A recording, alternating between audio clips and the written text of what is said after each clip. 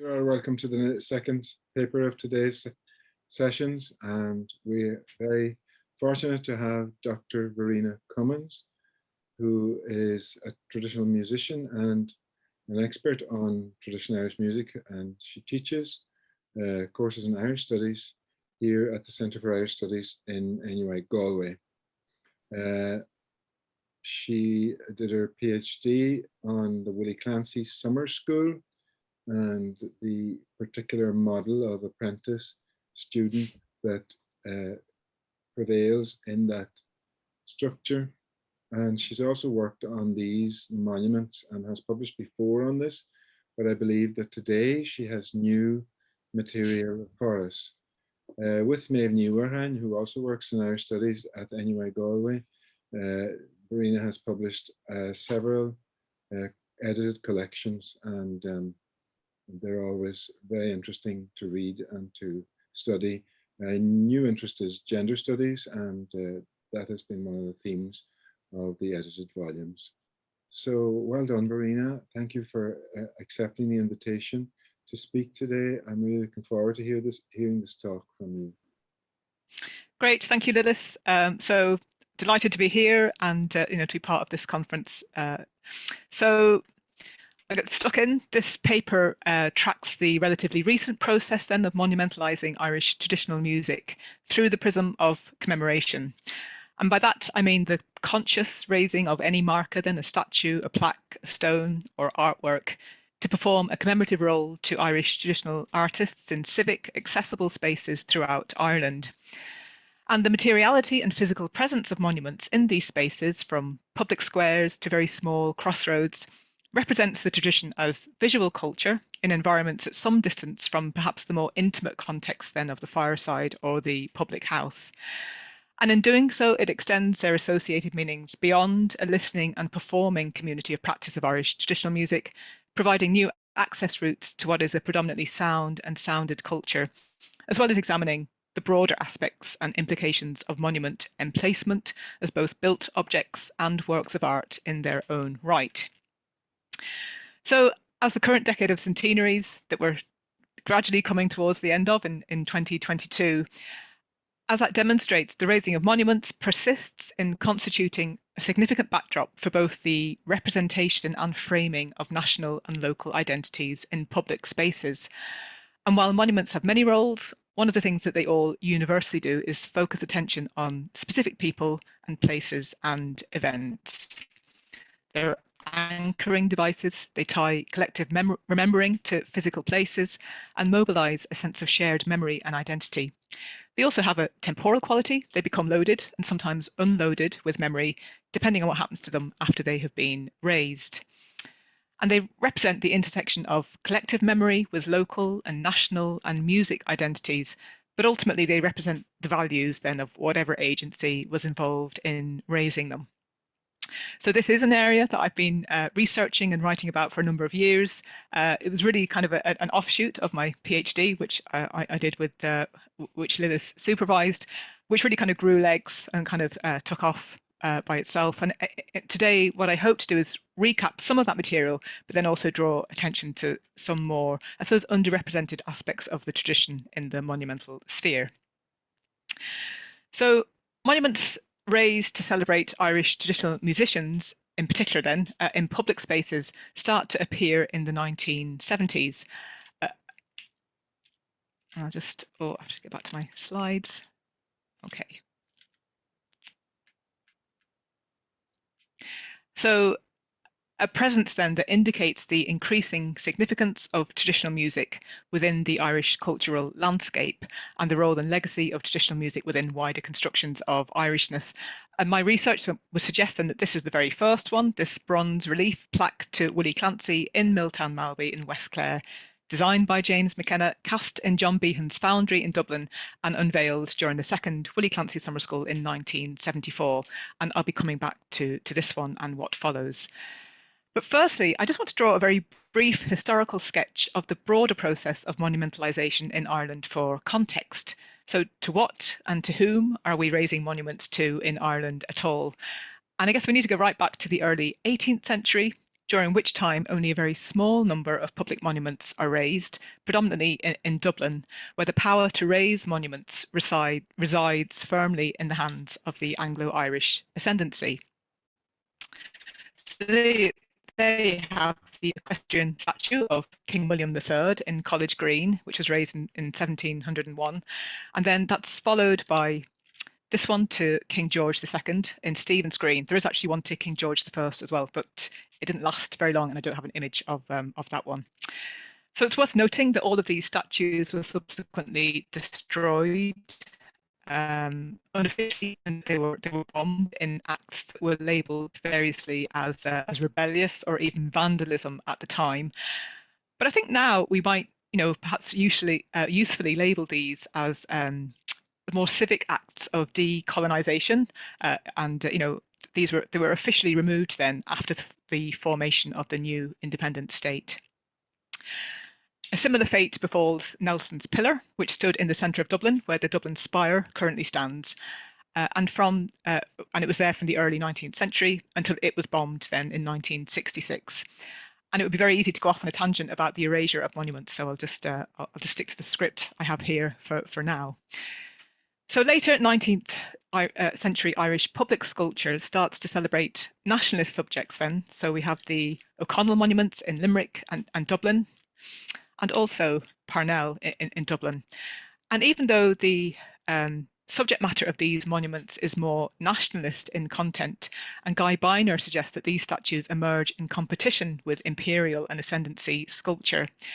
As you can see, the colonial imprint still registers in their style and their stature. It's still great men placed up in high positions in order that they be emulated. And despite the shift in subject matter, few of the commissioned sculptors were Irish, or if they were, as is the case with John Hogan and John Foley, they didn't reside or work in Ireland, which isn't too surprising given that there is no Irish school of sculpture and there are no Indigenous facilities at that time for casting artworks of this size in Ireland. As we approach the turn of the 20th century, sculpture becomes more Irish in flavour, with an increasing use of symbolism in statuary then, which coincides with the centenary anniversary of 1798. So we see numerous examples of Maid of Erin statues dating from that era, replete then, with the symbols with harps and flags and wolfhounds and shamrocks. From 1922 then, newly independent Ireland starts to raise monuments to heroic figures and political leaders, particularly after the Easter Rising and the War of Independence. So two examples there of Michael Collins and Leon Mellows. Religious statues also take on a mission to move beyond church interiors, particularly after the Eucharistic Congress of 1932, and we see then an increase in the number of Christ the King monuments. Nonetheless, sculpture still remains a generally neglected art form in Ireland, lagging behind its development in other European countries with regard to both subject matter and style. And it's been suggested that the historical absence of affluence to create objects of aesthetic pleasure, such as happened in other European countries, is synonymous with and tangential to the richness of the oral tradition. Sorry, I've just lost my place here.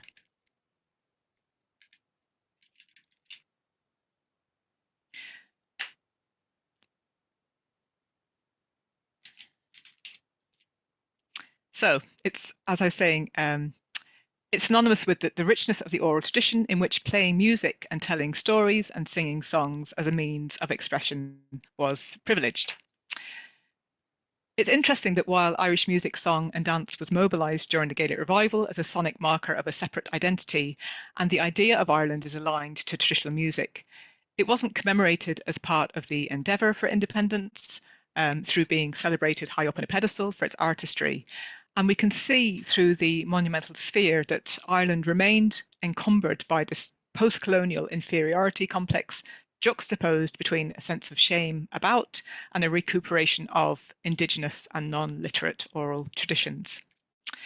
So the first such monument which celebrates Gaelic Ireland, and not just in its subject matter, but in its design and style, and really you could look at this as a gesture of decolonising the commemorative public sphere, is one that's raised here in Galway. So this statue of O'Connor, commissioned by Galway members of the Gaelic League, heralds a shift in the subject matter of public sculpture away from political heroes. And there's a number of key points then to notice about the design of this statue. Firstly, it's made from native Irish limestone as opposed to imported bronze. O'Connor isn't up on top of a column, but he's on the ground. And not only is he on the ground, but he's seated at eye level with the public.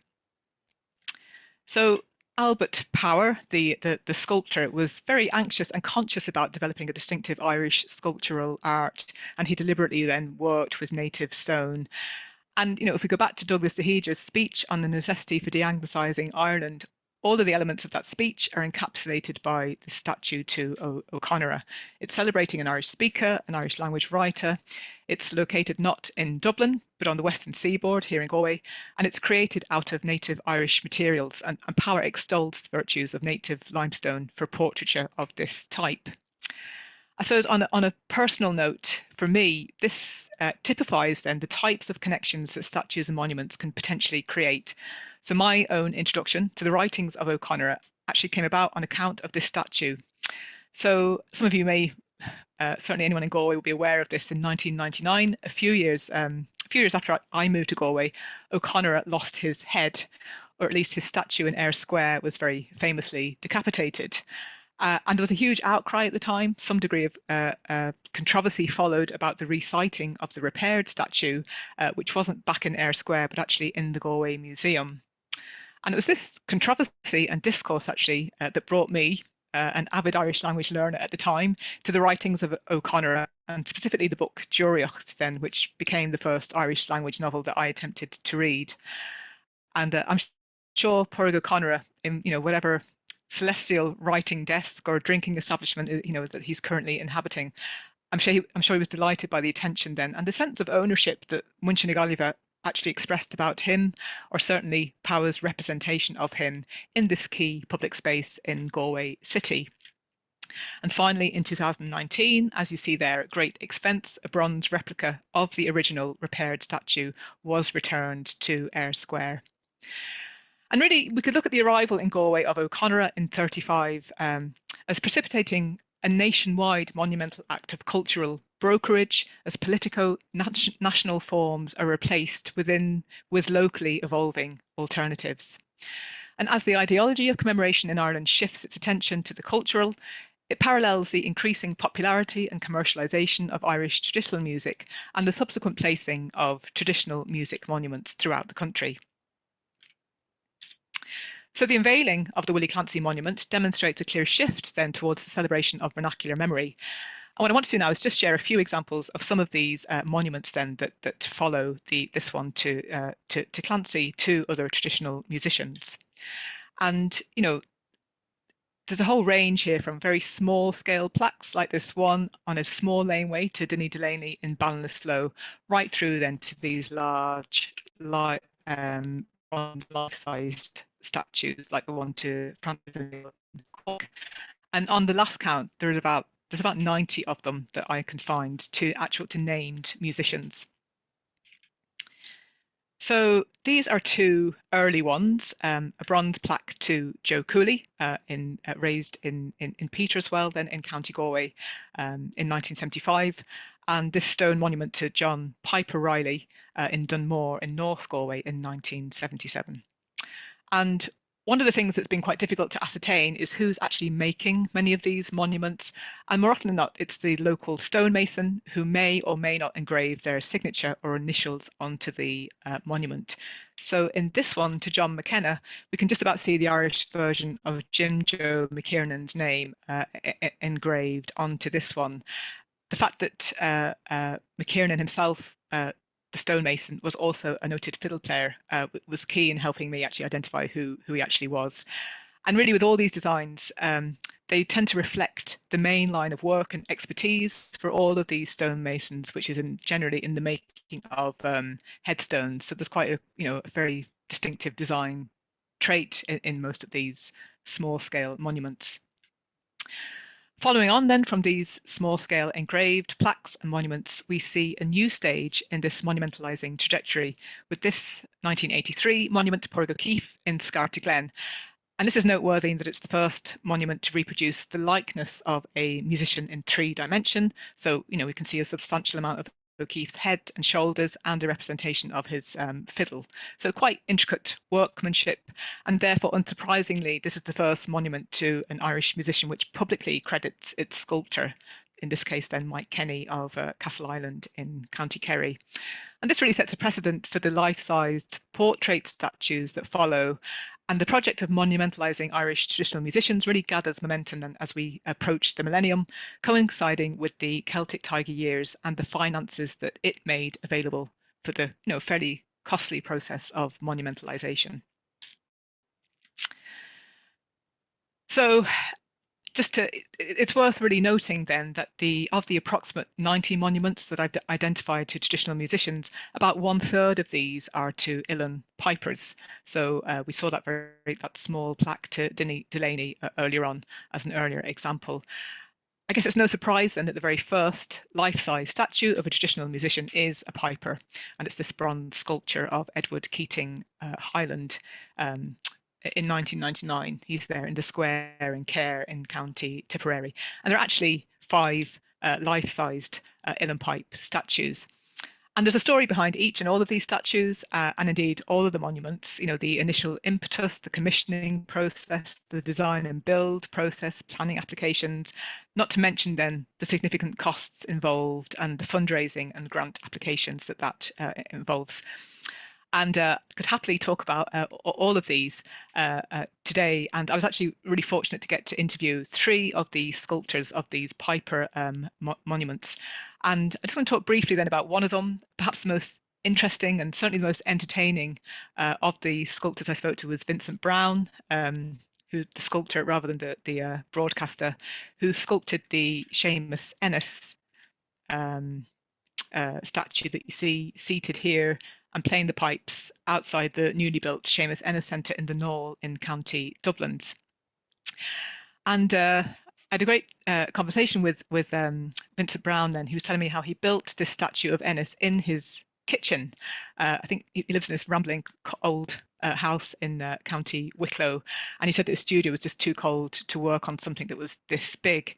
So he told me how he created the armature of the frame then of a seated figure, and that once he put the head onto the armature, that every time he went to make a cup of tea, he got a fright because Seamus Ennis was sitting in his kitchen. And when it was nearly finished, he brought the wax model of Ennis to the Seamus Ennis Centre for people to come and look at and to critique. And this is something a lot of the sculptors talk to me about when they're actually modelling a real life person, that they try and get some feedback at the wax model phase then before it gets cast into bronze.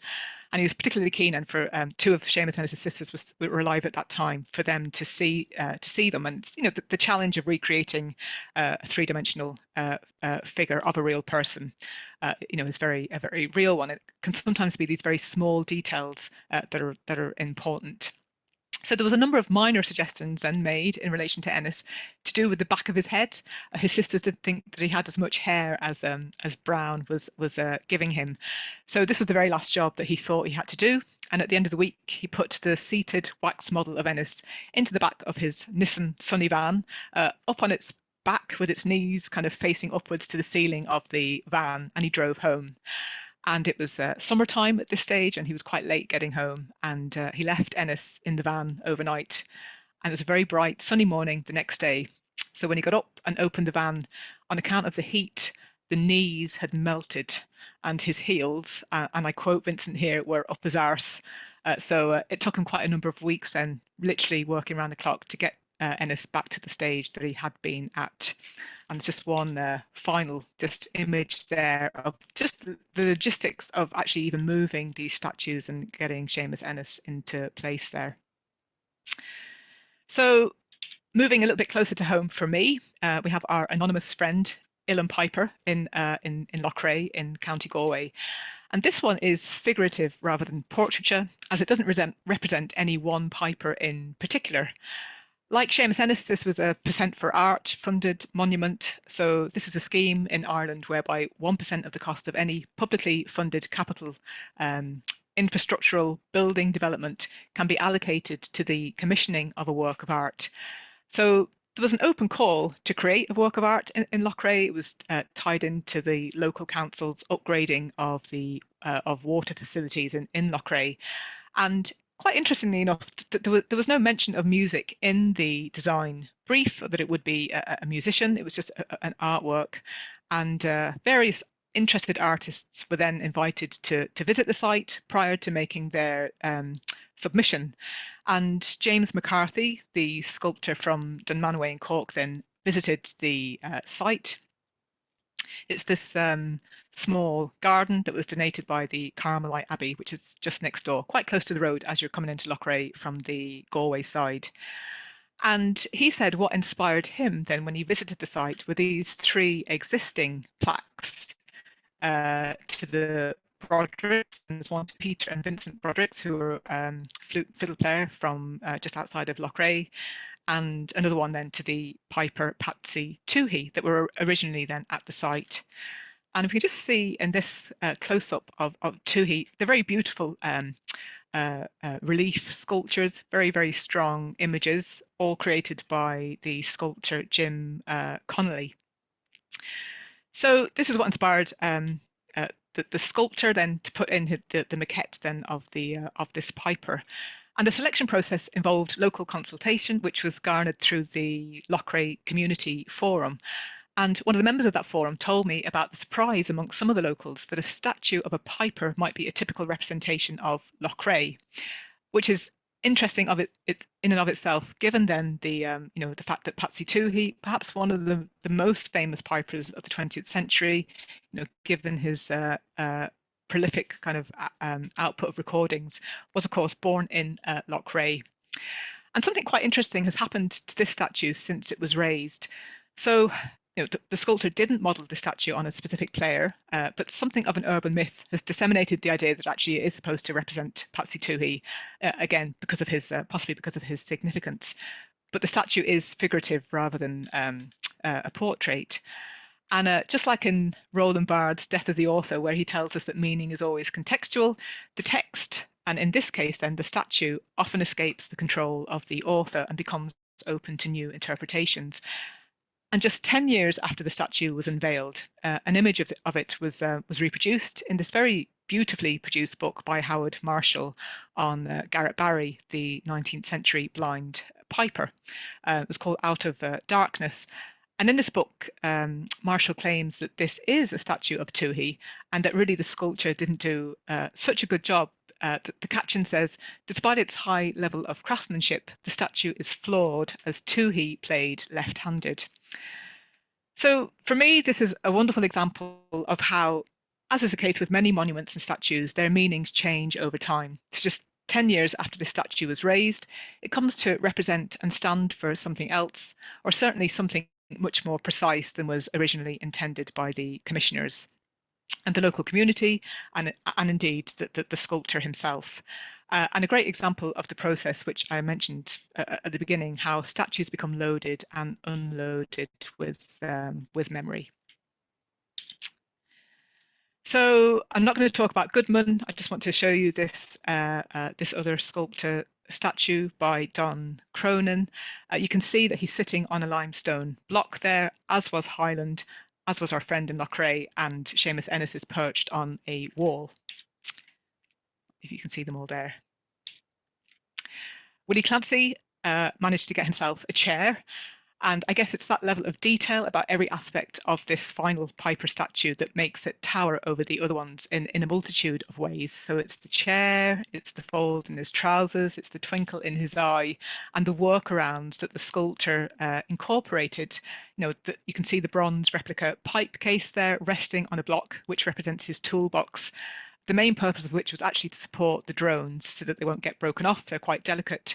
And it meant that Shane Gilmore, then the sculptor, didn't have to compromise in any way about the length or the angle of the drones and regulators.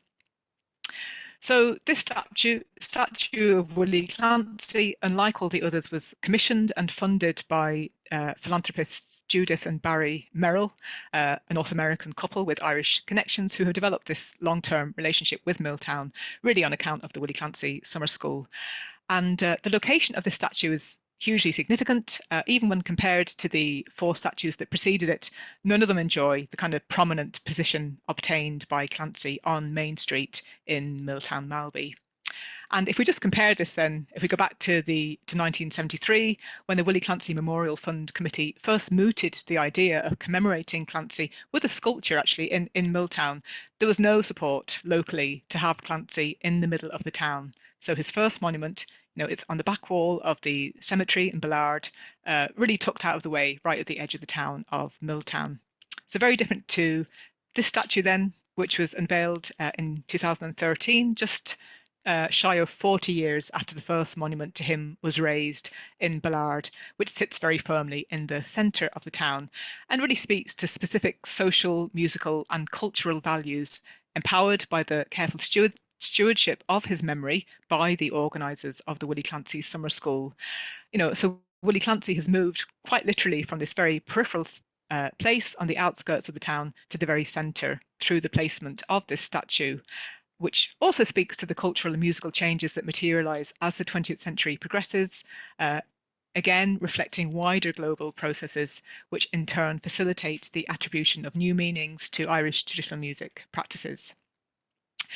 And while all of these statues have a performative dimension, I think the Willie Clancy one is unrivaled in this regard. It's become a new focal point for outdoor music making in the town. So the statue is actually raised on a low, broad plinth that invites people to sit down or musicians to play, and the adjacent bench then facilitates the same idea that people can sit down and play beside Willie Clancy. And this sonic dimension embedded in its design attracts musicians to the master musician, not unlike a bronze magnet in many ways, particularly during the summer school every summer. And in many respects, the Clancy Statue Commission follows the precedent set by Albert Power's O'Connor sculpture in Galway's Eyre Square. So most aspects of the Clancy statue are indigenous to County Clare. Shane Gilmore, the sculptor, is from Clare. It was cast by Seamus Connolly at his foundry in Kilbaha in West Clare.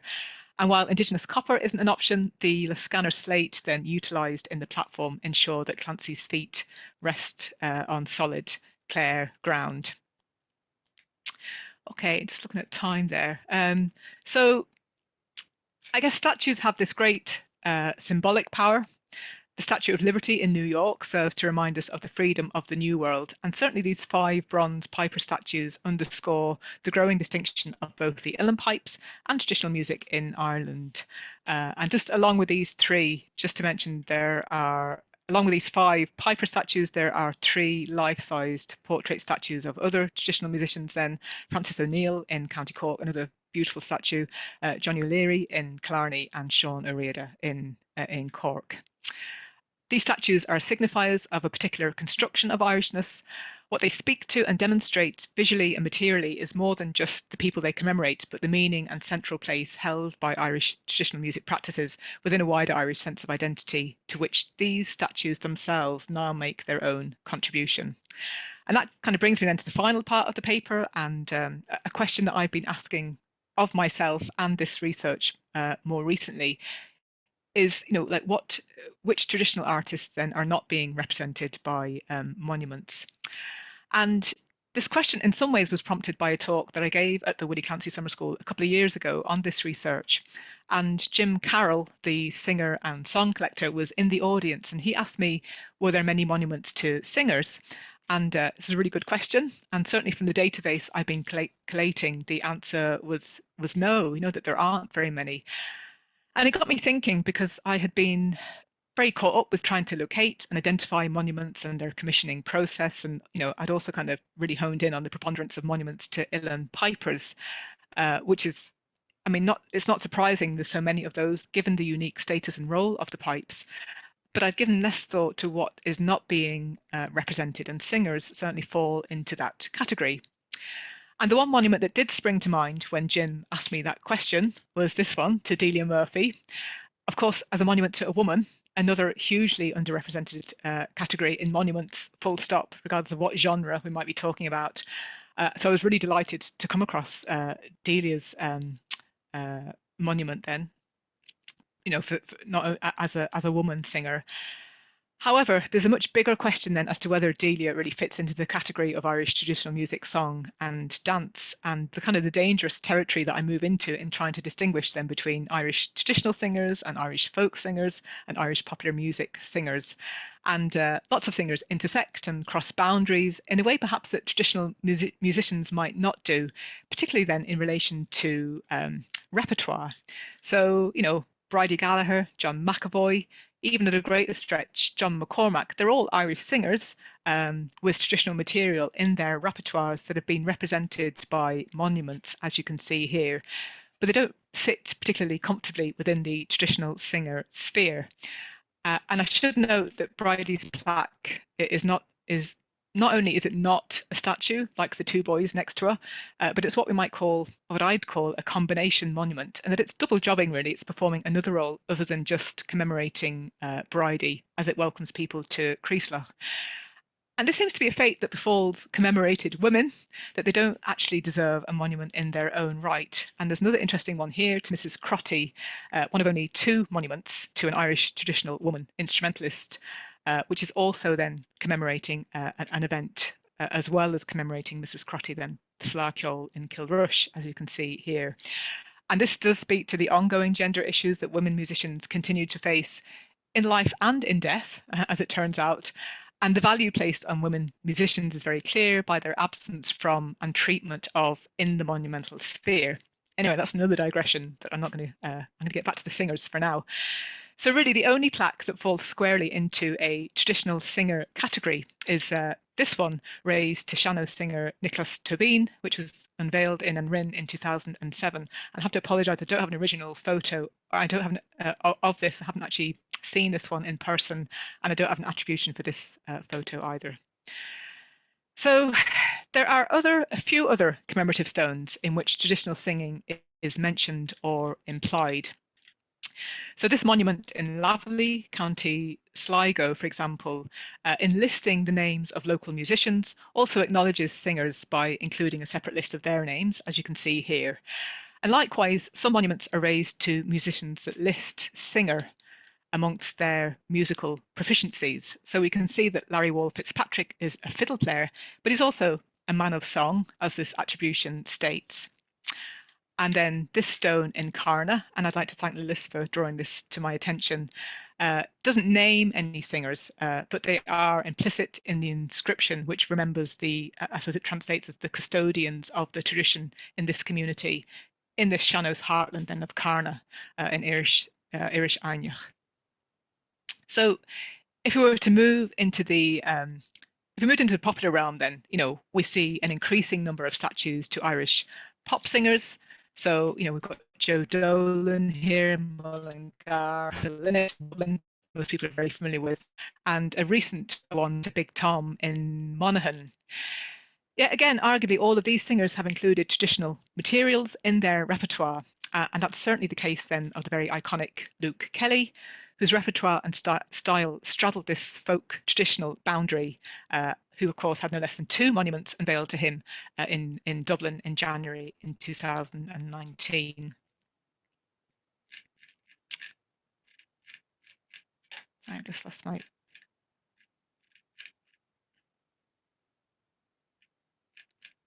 where I've gone to now here. Sorry about that.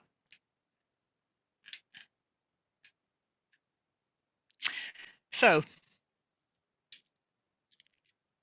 it's interesting to see the agency that songs take on themselves as they become the subject of monumentalisation.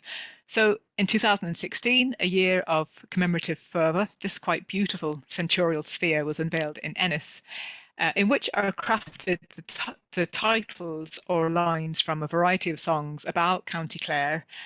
So you can see there My Lovely Rose of Clare and Spansel Hill, Be Éanach Amarach, Listún Varna are all listed on this one. And then The Molly Malone statue in Dublin personifies the fictional fishwife created by the song rather than representing a real person, as does the wild colonial boy Jack Duggan in Kerry. I guess that this song is in fact a composite of various colonial boys who were transported as convicts to Australia during the 19th century.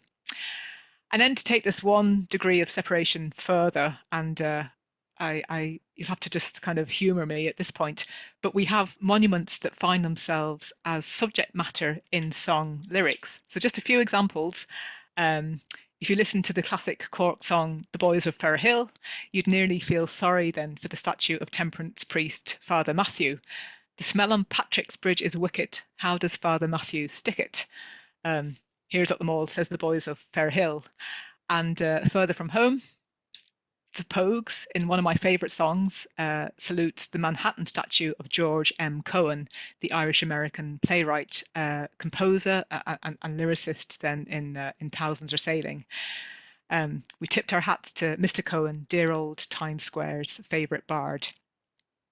And then just one last one then, bringing us back to Ireland with a bang, quite literally.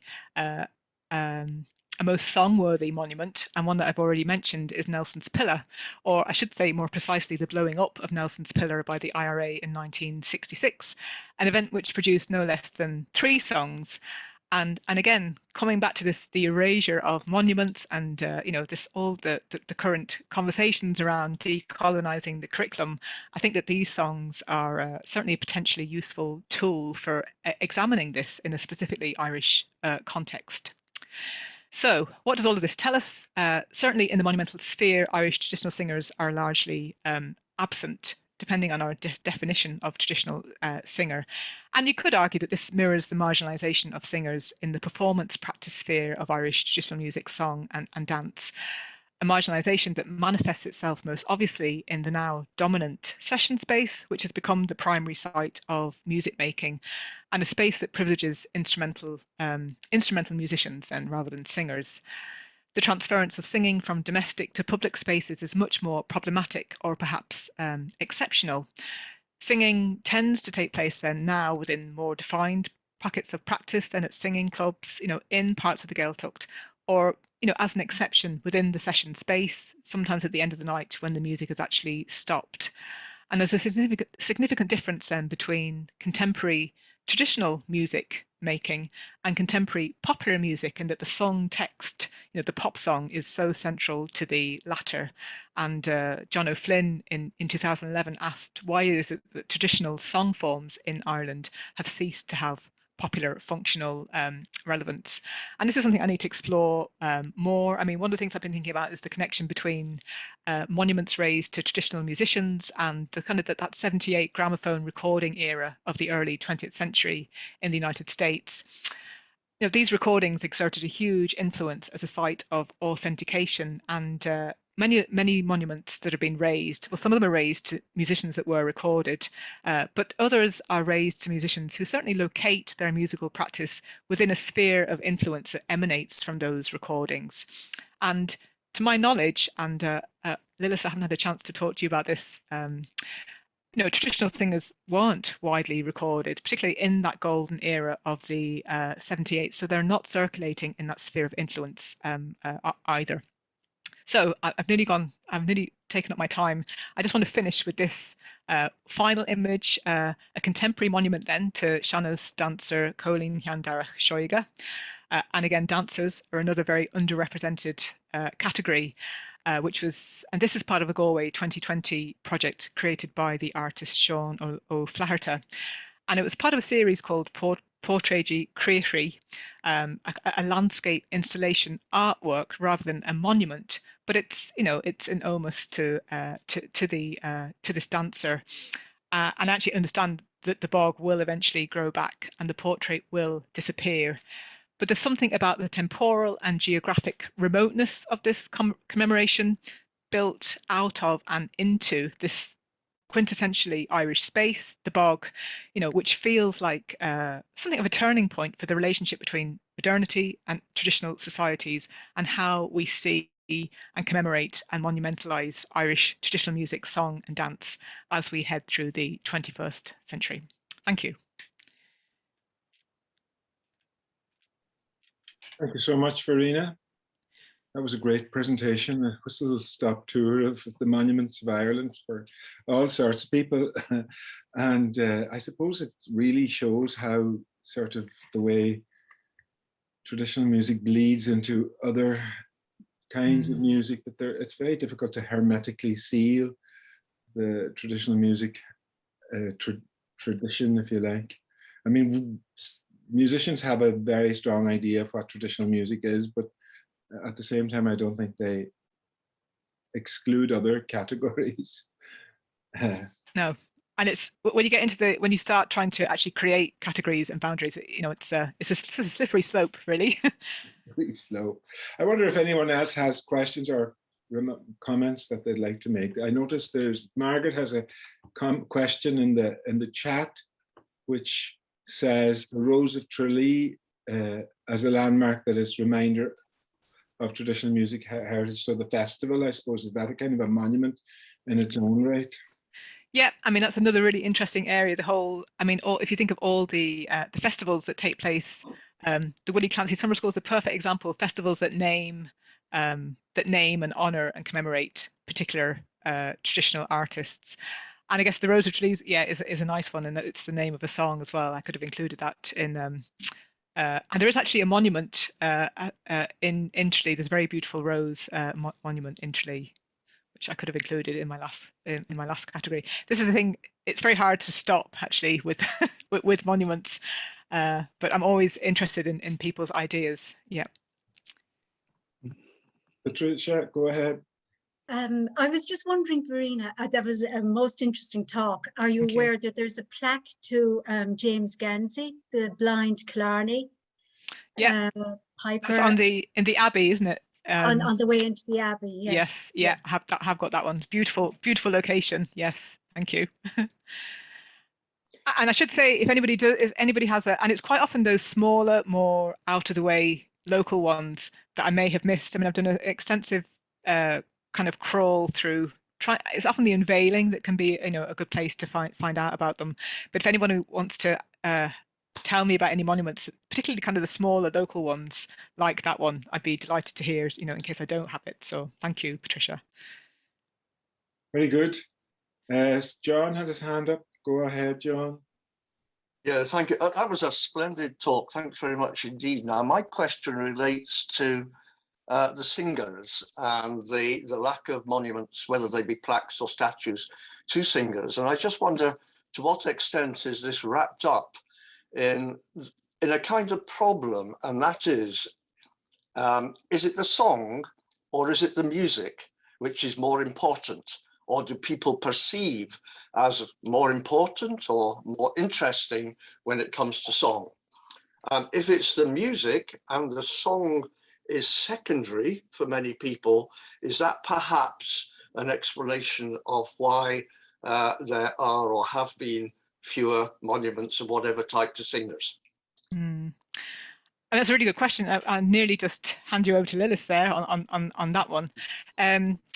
In terms of, so I suppose with the song, then there's whatever the melody is, but in some ways, because so many songs use, lots of songs use the same melody, I think the song text is more important. But even more important than that really is the telling and the singing of the song. So it's still something to do with. I think there's an accessibility issue around how traditional music has become more accessible within society in a way that perhaps traditional song, whatever it is that we mean by traditional song, hasn't. And traditional music has crossed boundaries and genres. We've only got to look at groups like the Gloaming now is the perfect example. I think Aileen Delan uses the term post-ethnic to describe the Gloaming and the kind of audiences that they are reaching, and the way that so people now have an access into traditional music really since the 60s and 70s, when after the folk revival, when we start to see the introduction of kind of different rhythms, rock rhythms. We see that in Stockton's Wing. As we look at the groups that play traditional music, there's an accessibility around traditional music and a greater awareness of it, which doesn't happen so much with singing, even though singing is, is at the heart of all of these groups as well. So I don't think I've answered your question, but I don't think that the music of songs is privileged over the song text or the performance of the song. I think that's my answer. Oh, that's interesting. Thank you. Pretty comprehensive. Thanks, John. I have nothing to add. Elaine had a question about whether there's any backlash for women because there are so few monuments to women. Yeah, I mean, I guess it's another part of the conversation that's taking place right now, that's been taking place for the last number of years, kind of post Me Too, all of these fair play, Misha Foster, all of these, I guess, campaigns and conversations about the role and representation of women and the lived experience of being a woman musician that are finally actually being aired. And I think the lack of monuments to women musicians just typifies, really, it's kind of the, it's so unsurprising, it's kind of devastating in many ways.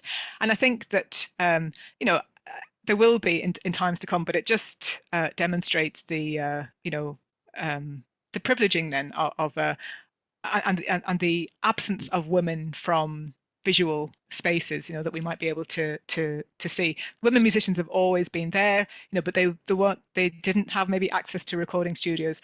I could rant and rave, so I won't do right now, but it's just symptomatic of a bigger problem. George mentioned that they had a weekend for Julia Clifford in his village. Yeah, because I noticed that most of the monuments coming up were for men, but there were fantastic musicians. Were part of the London Irish group, but they sort of came over from, well, Julia from Kerry and as Julia Clifford, Lucy Farr, and some fantastic women musicians. I mean, I had the privilege of knowing Julia and learning the odd tune from her and visiting John and Julia when John was still alive. Well, when they were both still alive. They lived in Thetford. We actually, as a group of us playing in a session, and we were just talking about Julia because we were playing Kerry tunes basically, and we suddenly realized nobody done anything to commemorate Julia because she was such a wonderful player. And so we had a weekend celebrating Julia Clifford, and we had a lot of musicians over from Ireland and her family, because Billy came over, a fantastic flute player. We actually went to her grave and John's grave and played a few tunes around it. Wonderful.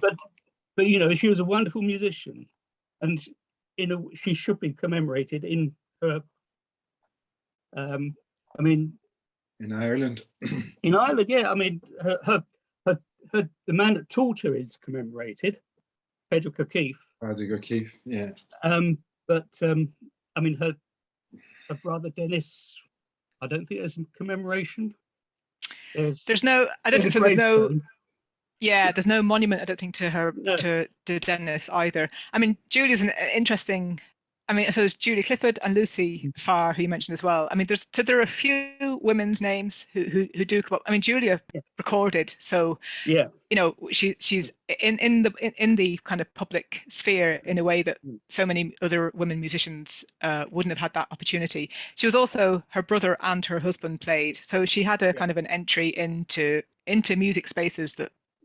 Commercial spaces that other women didn't have, but it's great to hear that she's being commemorated in London. I'm delighted. Oh, it's not London, it's Stone Market, but she lived in Thetford. Oh, Stone Market. In Thetford, yes, yeah. She lived in Thetford, which is about 25 miles from Stone Market, but it's just a few of us who used to see her and everything. We just lived here and decided to have the event here. Brilliant. Great. There is an essay, there's a lovely essay in a recent book. Verena. In Teslaminsky's in Trad Nation. Yeah. Oh, yeah, I read that, yes. Yeah. Mm-hmm. Yes, yeah. Tess has done a good bit of research on That's a very interesting, yeah. On Julia. Her music's fantastic, really Yeah. amazing.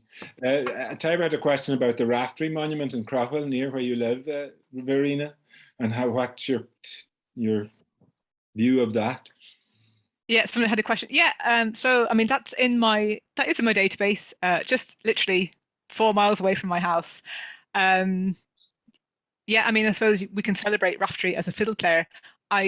There's mixed views about whether he's any good on the fiddle or not, but yeah, certainly I would include Raftery as a musician. Yeah.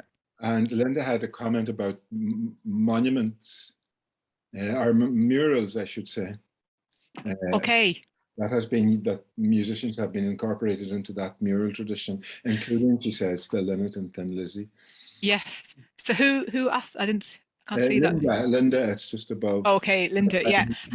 So yeah, not tangential at all. I was nearly going to be talking about murals today, but I just had something, I couldn't fit everything in.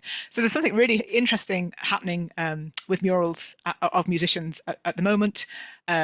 There's way more of them. So I suppose what really drew my attention is during the virtual Willie Clancy Summer School this year, there was a mural painted during the week of Willie Clancy then on one of the gable ends, himself and Martin Talty, another piper.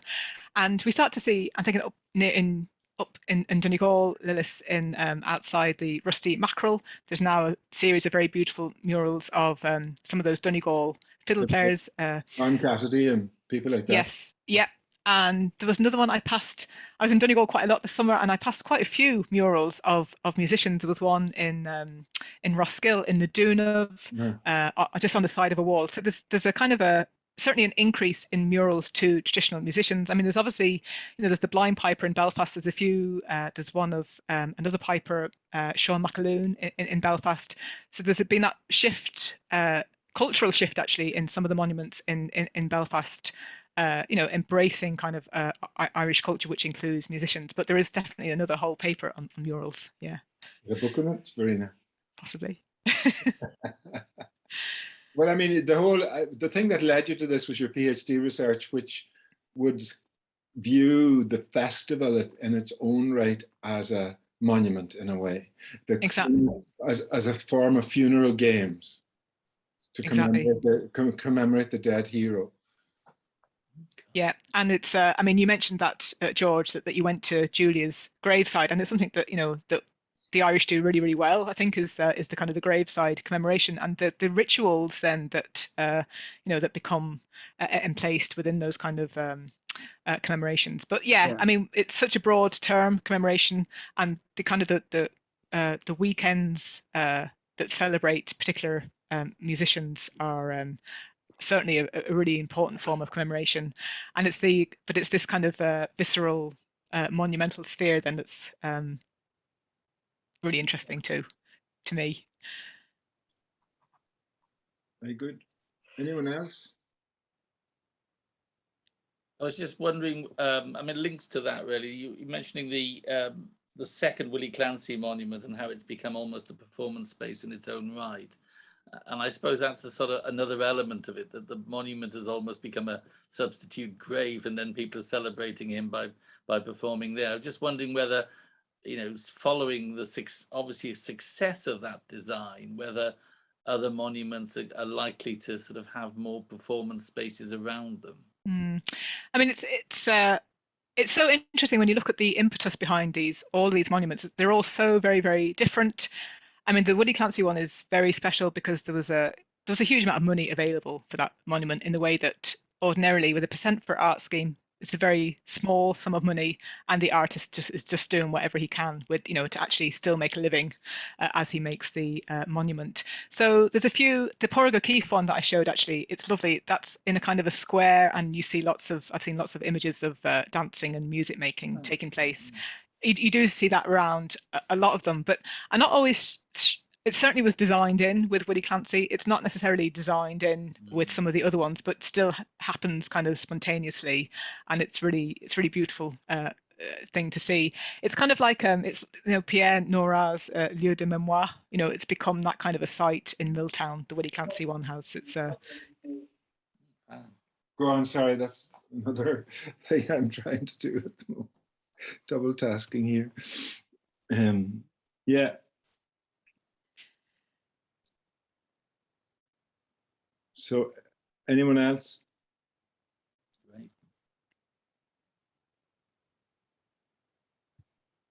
Everyone's very quiet.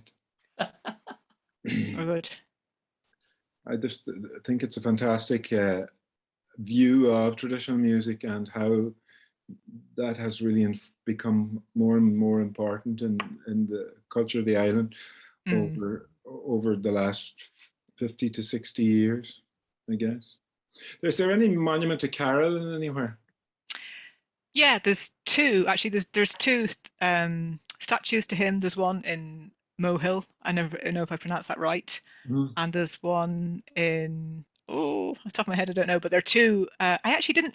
No, I didn't show them when I talked about our full life-size portrait ones because again, Carolyn is a slightly more complex figure than when we're looking at traditional musicians as to where he actually sits. But there are two statues to him playing the harp. Two beautiful statues to him. Yeah.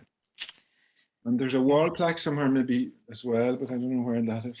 To Carolyn. Yeah. Yeah. I mean, I'd say there's about a dozen statues because he was, I suppose, quite peripatetic. You know, he was. There's lots of places that claim him, so he does appear in Keju and in lots of places. Yeah. Very, an interesting figure as well. The pipes as a national icon, Simon Bronner says. That idea that are pipers more likely to be monumentalized than other musicians?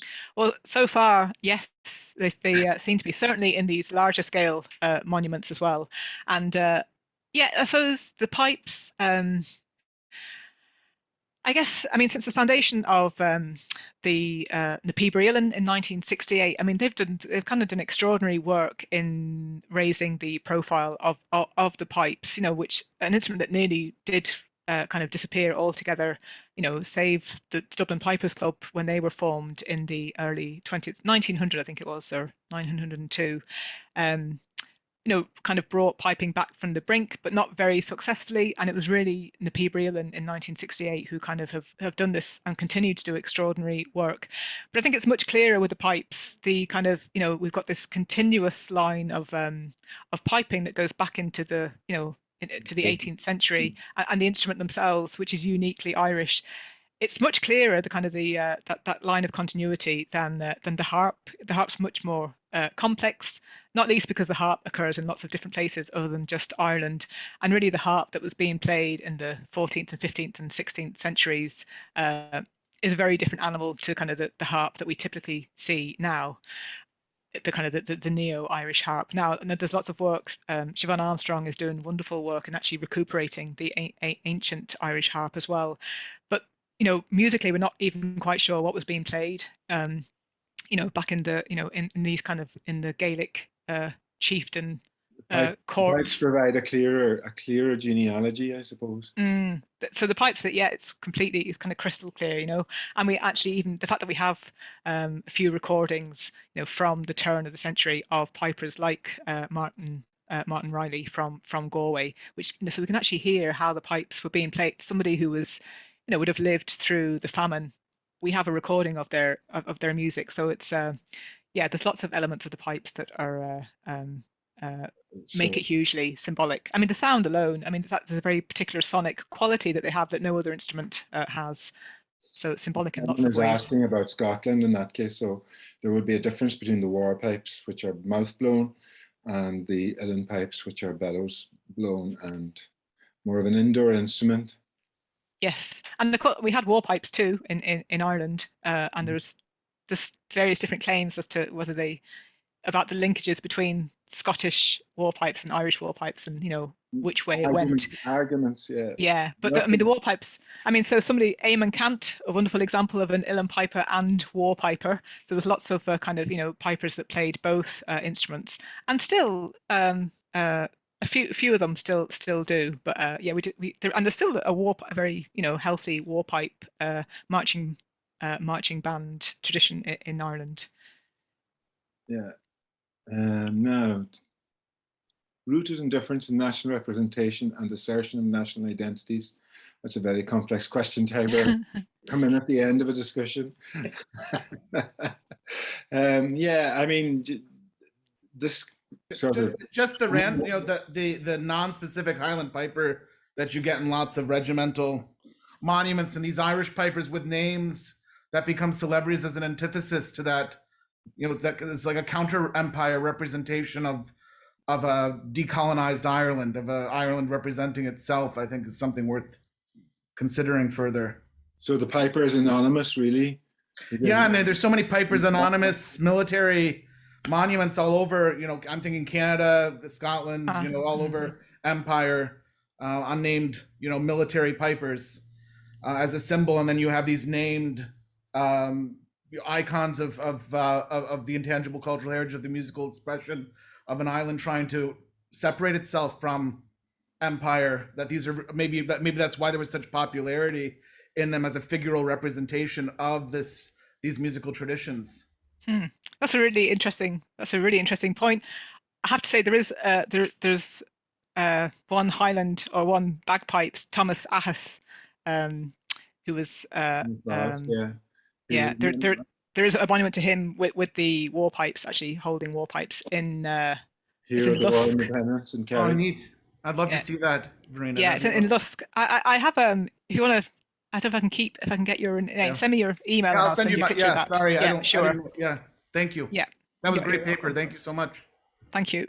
Cheers. But it's interesting that the small pipes never got any sort of traction as a symbolic. We'll need to do one of Hamish Moore someday. Yeah, for bringing it all back. Yeah. I mean, there were the small pipes in Scotland as well, the bellows blowing ones, but they didn't have that same symbolic heft as the war pipes. And it's a recently revised tradition, so it's still waiting for its. I think it's not gotten to the point of monumentalisation yet.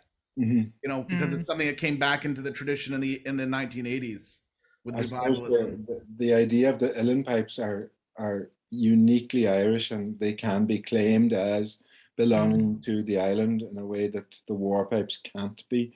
So that would be it's easier to monumentalize them as Irish rather than the war pipes, which are more ambiguous. I think what happens in in that period up to 1916 as well, that this kind of with the foundation of the Gaelic League and with the Dublin Pipers Club, there's this real tying then of uilleann piping and kind of national identity, or this push towards independent identity as well, which could be tied into then how it's perceived afterwards. I think it is actually tied into that. And Ennis's father, I found a great photo of him in one of the early newspapers with, holding a set of war pipes of the Fife War, which is just interesting to see. Like the Gaelic League at the turn of the century was it was very different in the representations once you get further into the 20th century of what instruments represent identity and which sort of go to the side around it. I mean, I think the Gaelic League and certainly the Dublin Pipers Club, they were using, they were using the pipes as they were as a marching into battle, well, maybe parading rather than marching into battle, but they were using them on the streets. They were using the war pipes sonically for the effect that they have, as well. So, it's that kind of cultural revolutionary period. Yeah.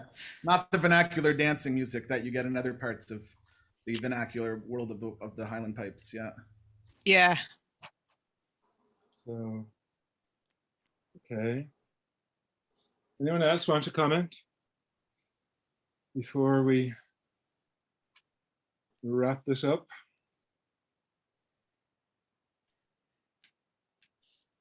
Very good. Great. Am I able to keep those comments? Because I would like to actually have. I saved them. All right. I'll save them. You have saved them. Thank you. Yeah. Great.